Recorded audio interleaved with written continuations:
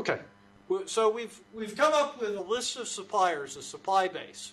And it could be a large supply base if we're doing a traditional American sort of approach, or a small supply base if we're doing sort of just-in-time TQM. Once we have that, we have to go out and get the prices from all of these people, right? And that's called an auction or a bidding process. And so we can have each one of our suppliers bid on the items, and the bids could be web-based or spreadsheet-based or a written proposal. And it could be conducted in one or more bidding rounds. A lot of times people think if I go out and do a 2-round bidding auction, I'll get a better price. Not necessarily true, right? Because the first time, if your supplier knows that you always go out twice and expect a 10% discount after the first time, what are they going to do? They're going to make the price 10% higher the first time and give you your 10% discount later. So you evaluate the bids and then you select the supplier. So the types of bidding, we can have a single round auction where everybody knows they have one opportunity to submit their best price, and we'll evaluate them based on one submission. You can have a multi-round auction where the bidders submit in multiple rounds. In between rounds, you give them a target price and a service level. You can have a combinatorial auction, which are usually used with really complicated items, where we allow the bidders to bid on a combination of items, such as airport gates or transportation lanes. And it's used in environments where bidders have a preference for a set of items. And then finally, a reverse auction, where a buyer asks bidders to bid on items. The items are bid in real time by the sellers with continuous feedback on the lowest price. Reverse auctions have had questionable success but are still employed. In some industries, bidders may reject reverse auctions.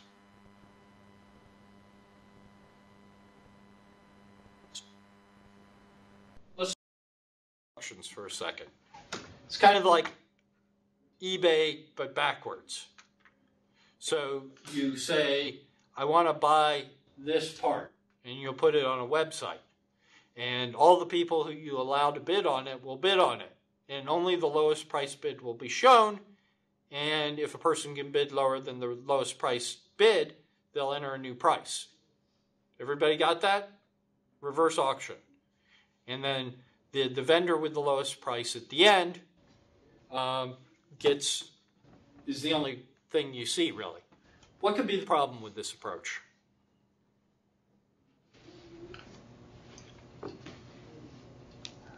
Do I get a fair price from everybody? Mm-hmm. No. First person comes along and enters the lowest price. I never get to see anybody else's price because they're blocked. What's another problem?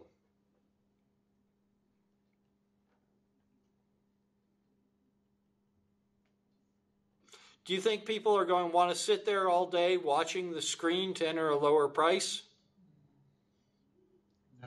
No. Your vendors are not going to like it.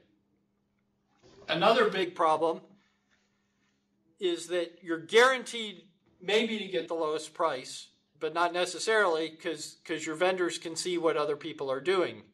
If they, let's say I was going to say 90 cents for this part, maybe I'll put in 110 to start with and see how long that lasts. So there is that risk.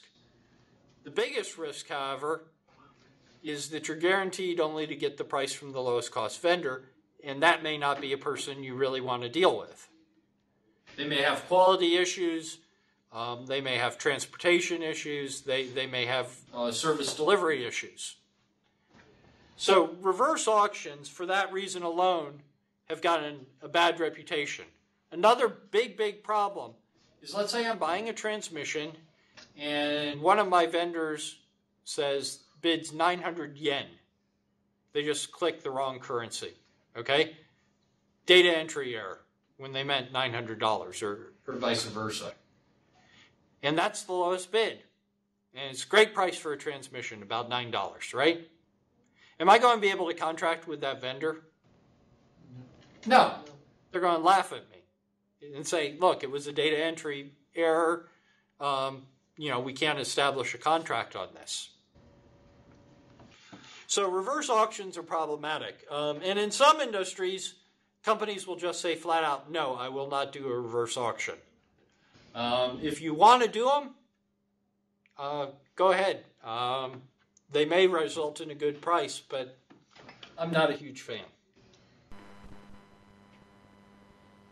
So these terms are somewhat industry specific. You have an RFQ, which is a request for quote, and I'm just asking the bidder to provide a price for an item and a few additional facts.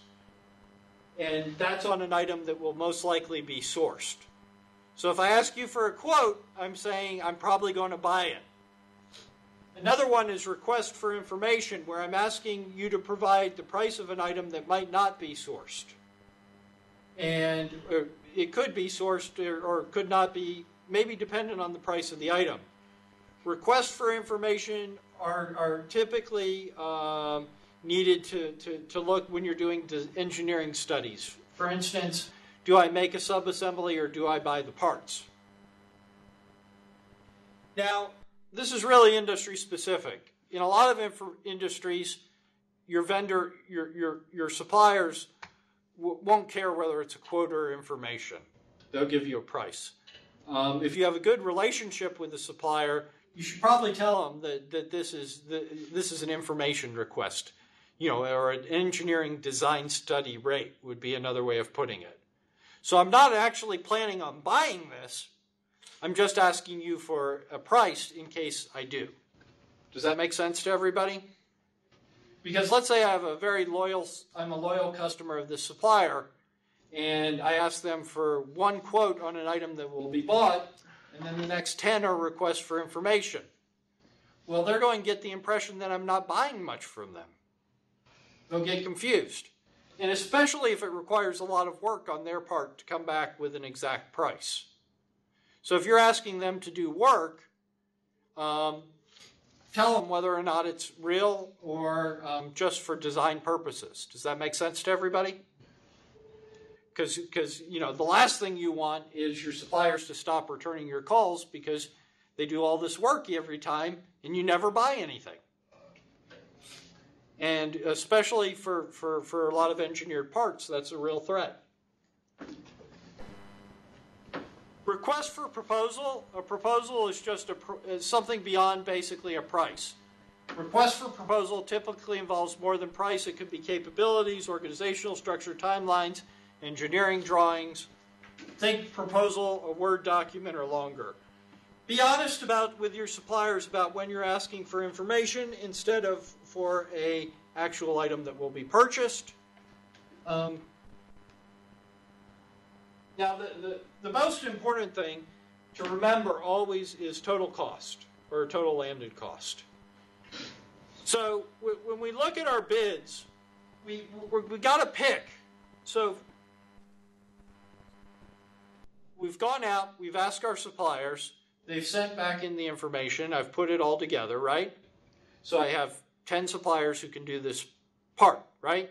And they each have a price and a whole bunch of other stuff that I've asked them for it. How do I pick? Well, price is only one factor. You really have to focus on total landed cost. And you have to include inventory, transportation, and piece price. So for instance, if I'm dealing with auto parts, my plant's here, I have a supplier that's 25 miles away, and a supplier that's 6,000 miles away, okay? If this price was, let's say, $5.25, that price was $5.30, which one would you probably want to pick?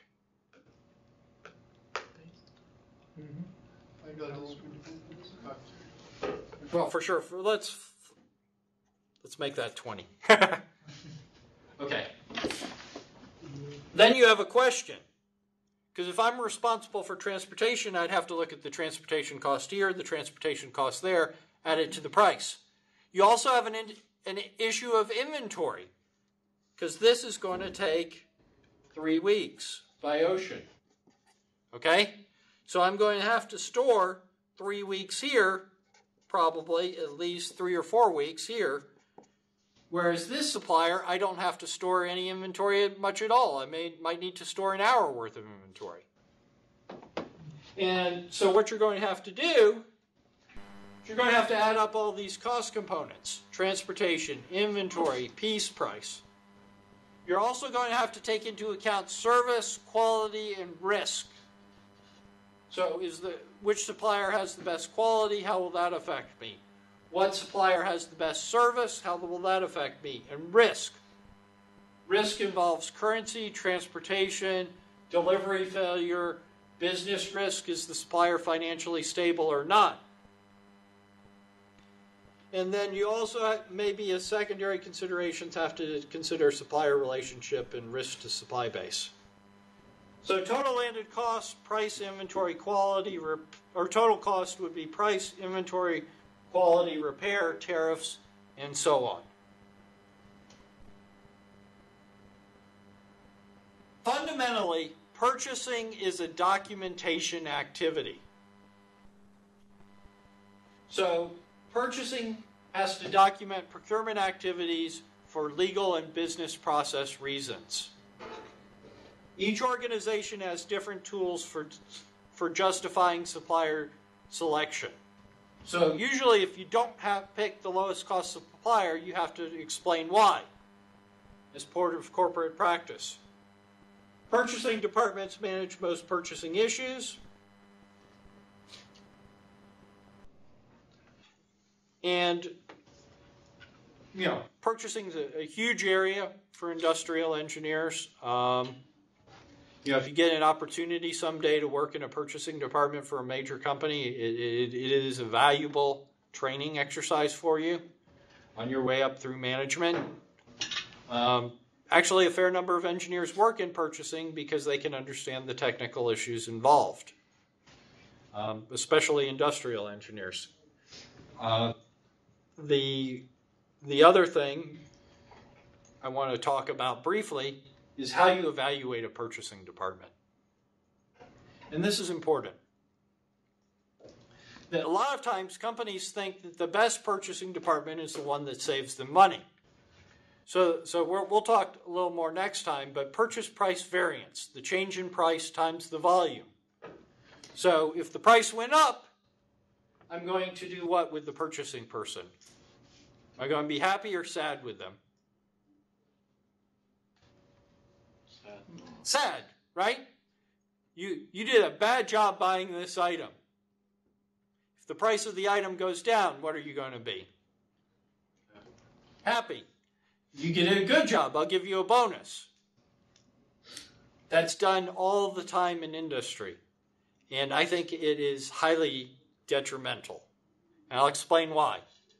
If I evaluate you on how well you do based on a performance metric, what are you going to try to do as a buyer? You're going to try to game that metric. And there are many ways you can do that. One is you declare it a new part this year, get a high price, and then negotiate a discount next time the part is repurchased. Another would be to any part that goes up in price you say is new, any part that goes down in price you say is an existing part with a minor modification. Those are two simple ones. And there are papers written that show about 10 different ways people have played this system.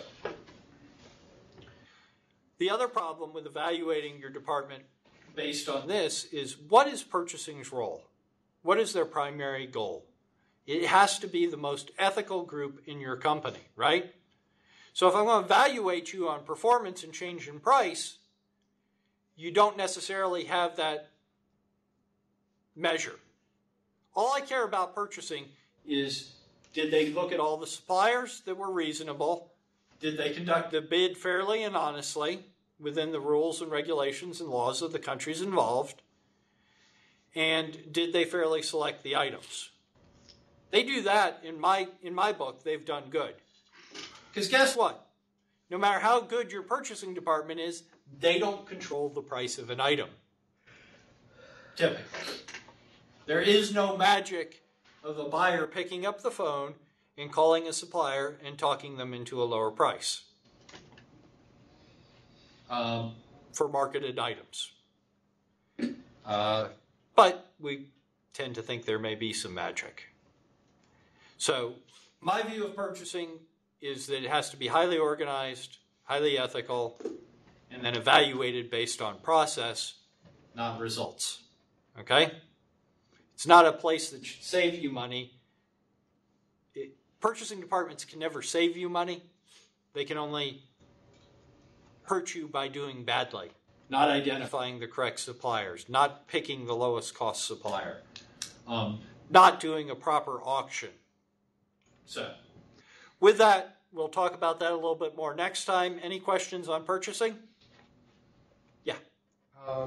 We discussed about bids and auctions. Do these bids and auction part include the tenders also, like calling up for tenders, calling quotations of different suppliers? Yeah, that'd be a type of auction just done by phone, right? Okay.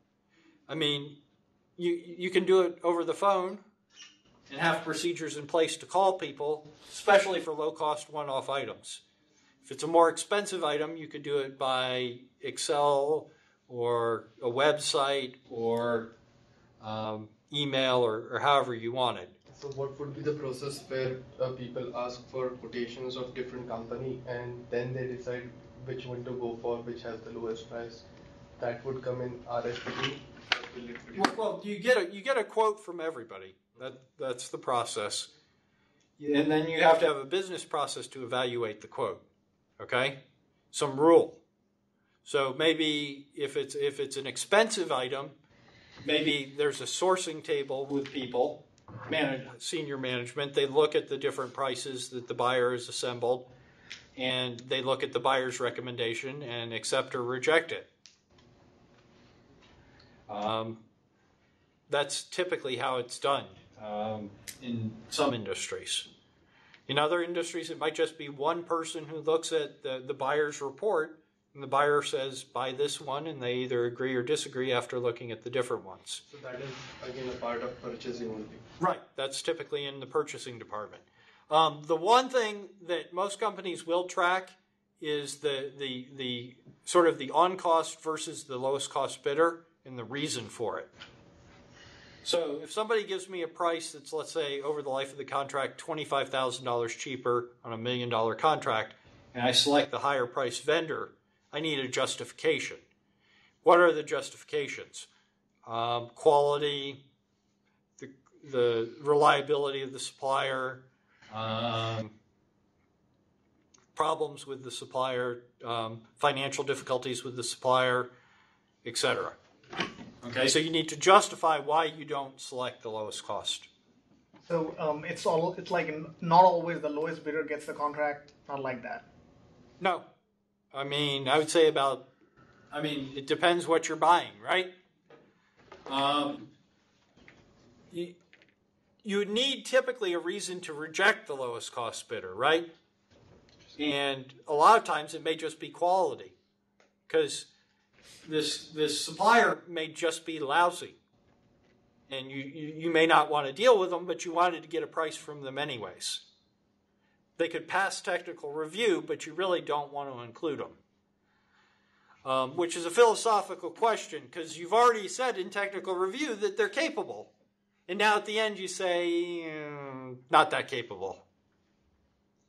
So, of course that'll happen. You may have a supplier that's just not that good, but if the price was really, really a lot lower, you might think about it. Does that make sense? And those are the hard ones. Those are the ones where management's going to take a long look at it, right? Unless if they hate the supplier as well. And the one thing you don't want in a purchasing group is sort of like friendships and being nice to influence the decision. Personal relations actually counts a lot sometimes in terms of getting contracts or something like that. That's part of the problem. You want to limit that. That's why you need professionalism in the purchasing group. You don't want it to be, I'm giving this contract to my friend. You never want those sort of relationships because those will just add cost. You want really high quality professional people who are highly organized, who will document everything. Okay? And that's what I said at the end. Purchasing is a documentation exercise. If you're detailed oriented, can do detailed work, can relate with people professionally and understand something about engineering, might be a very good field for you. So, with that, I guess we'll conclude class. Have a good night, everyone.